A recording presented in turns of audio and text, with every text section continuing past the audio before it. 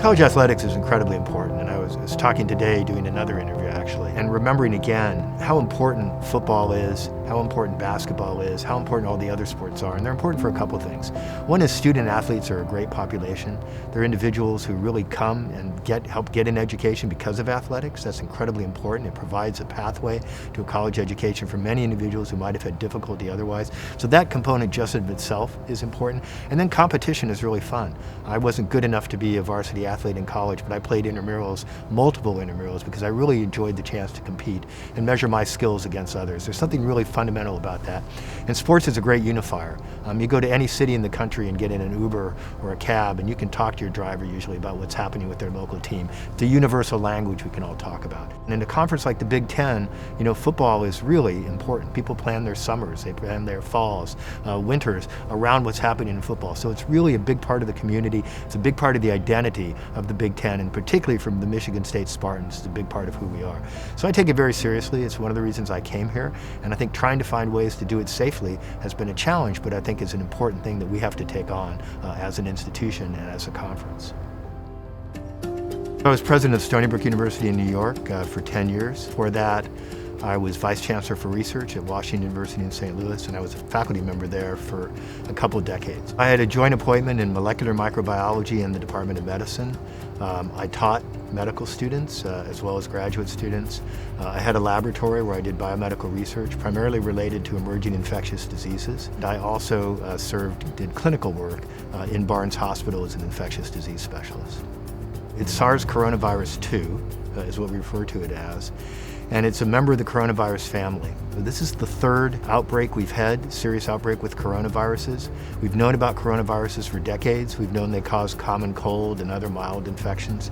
But starting with the first SARS, that was the first epidemic of a coronavirus with very severe disease. And as the name suggests, it was severe acute respiratory syndrome. SARS was the name given to it. And that was what we now call COVID-1, SARS-CoV-1.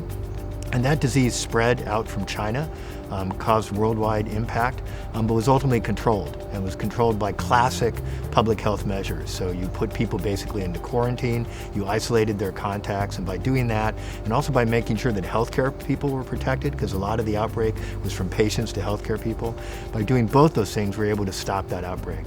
And then a number of years later, Mideast respiratory syndrome virus was recognized, MERS. It's another coronavirus that started in the Mideast, as the name suggests, also had a worldwide spread. There's been 3 more outbreaks since that first outbreak, and each time though, again, standard public health measures of quarantine have controlled it.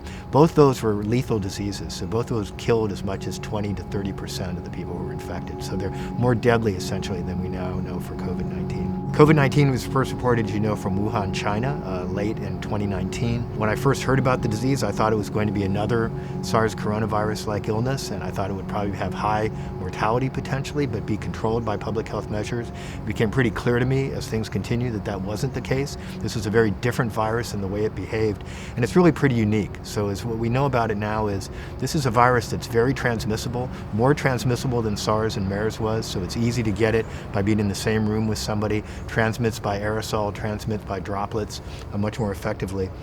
At the same time, there's an incredible spectrum of disease, and more maybe than I've ever seen before.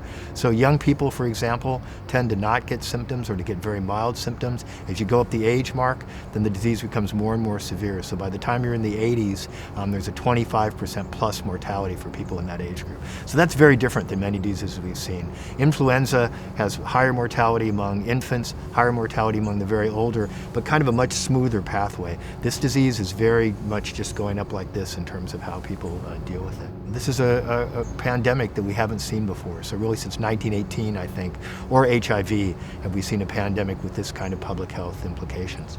So it's changing everything we do. It's why I'm doing this interview with the mask on. It's why all you all are masked, because the way you prevent transmission right now, the only way to do it is by stopping physical transmission of the virus right now. So we can do it by wearing these masks, staying socially distanced, keeping our hands washed because we don't want spread of droplets that transmit that way. All these things are effective. We know they're effective if we do them. The challenge for the country, the challenge for all of us has been getting everybody to adopt those measures, because if we do this, we can reduce transmission significantly. But if we don't do it, we see transmission, and we're seeing it right now, of course, in Michigan. I felt pretty strongly that the measures we'd put in place would allow teaching to take place safely. So the social distancing, the way we'd mapped out the classrooms, the mandatory wearing of masks inside buildings as well as outside for us, but inside buildings.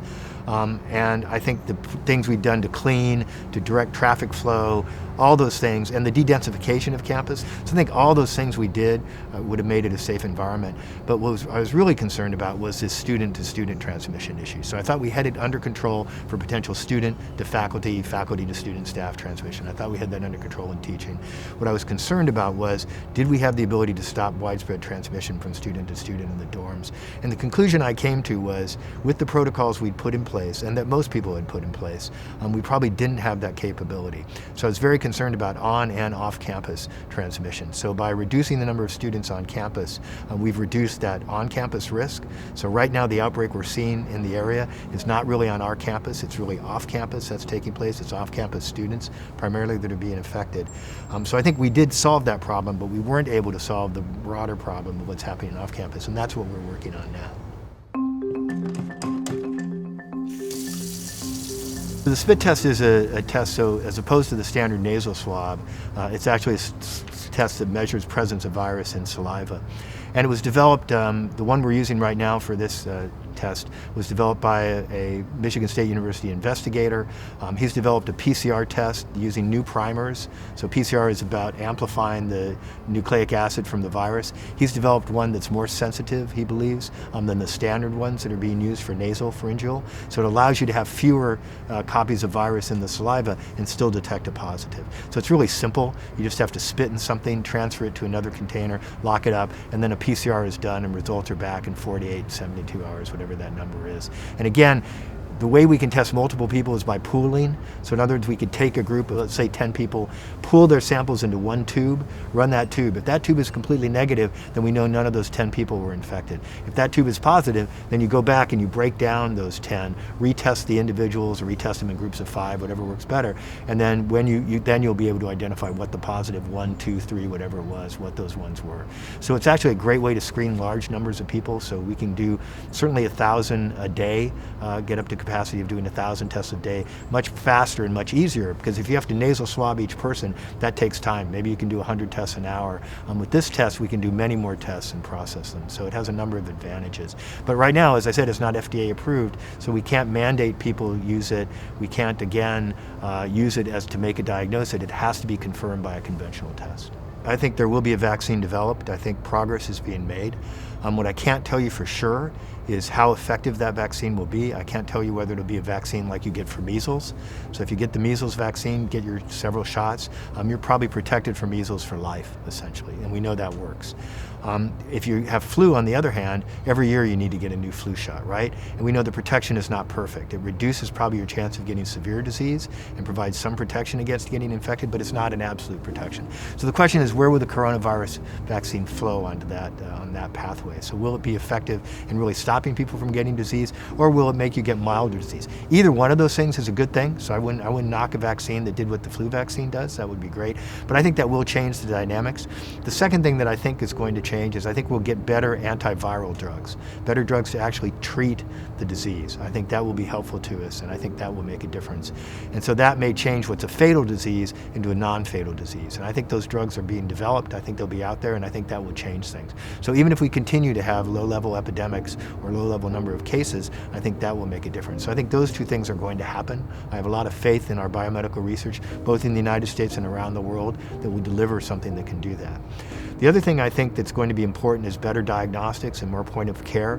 So what we really need is like the Abbott test that's been described, if that works, a $5 test you can do right on site. So it makes it much easier to test people, to get them isolated and quarantined, and to make sure they'll get the medical health care they need and so on. That type of widespread testing will make a difference.